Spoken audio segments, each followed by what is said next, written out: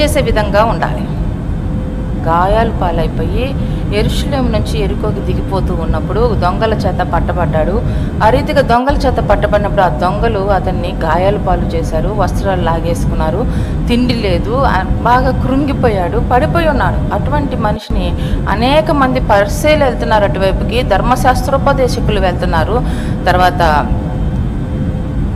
సద్దుకయ్యులు వెళ్తున్నారు, వీళ్ళందరూ వెళ్తున్నారు. కానీ ఏ ఒక్కరు కూడా ఆ మనిషిని ఏం చేయాలా అనేది ఎవరికి తోచలే. కానీ మంచి సమరయుడు అటువైపుకి వెళ్తున్నప్పుడు అతని దృష్టి ఆ గాయపడి ఆ కృంగిపోయి ఆ వస్త్రహీనుడిగా పడి ఉన్న వ్యక్తి మీద పడినప్పుడు అతని దగ్గరికి వెళ్ళి ఆ గాయాలన్నిటినీ తుడిచి నూనె రాసి ఒక పూటగొల్ల వాని దగ్గరికి తీసుకెళ్ళి కడుపు నిండా అన్నం పెట్టించి ఆ రీతిగా వస్త్రాలు తొడిగి అతన్ని సేద తీర్చాడు.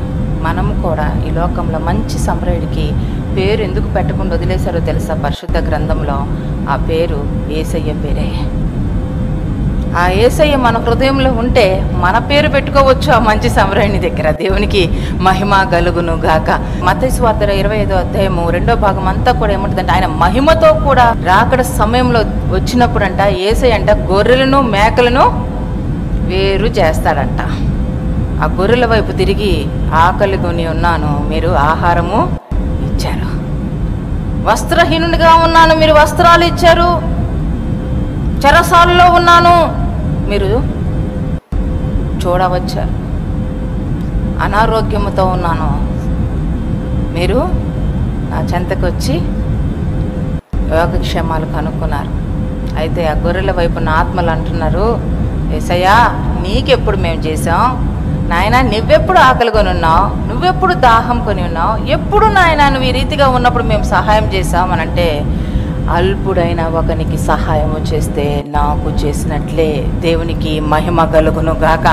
యేసయ్య ఏమంటున్నాడంటే, అల్పుడైన ఒకనికి సహాయము చేసావు కాబట్టి అది నేను స్వీకరిస్తున్నాను, అది నాకు చేసినట్లే, మీరు నిత్య జీవానికి వారసులు అని చెప్పి వార్త చెప్పి ఆ తర్వాత మేకల వైపు తిరిగి, నేను ఆకలితో ఉన్నప్పుడు మీరు ఆహారం పెట్లా, వస్త్రహీనుడిగా ఉన్నప్పుడు వస్త్రం ఇవ్వలా, దాహంతో ఉన్నప్పుడు దాహం ఇవ్వలేదు, అనారోగ్యంగా ఉన్నప్పుడు చూడరాలేదు అంటే, ప్రభా నువ్వెప్పుడు నాయన ఈ విధంగా ఉన్నావు, మేము ఎప్పుడు చేయకుండా ఉన్నామనంటే, అల్పుడైన ఒకనికి మీరు సహాయము చేయలేదు కాబట్టి, వారిని పట్టించుకోలేదు కాబట్టి మీరు నాకు చేయనట్టే నిత్య నరకాగ్నికి వెళ్ళండి.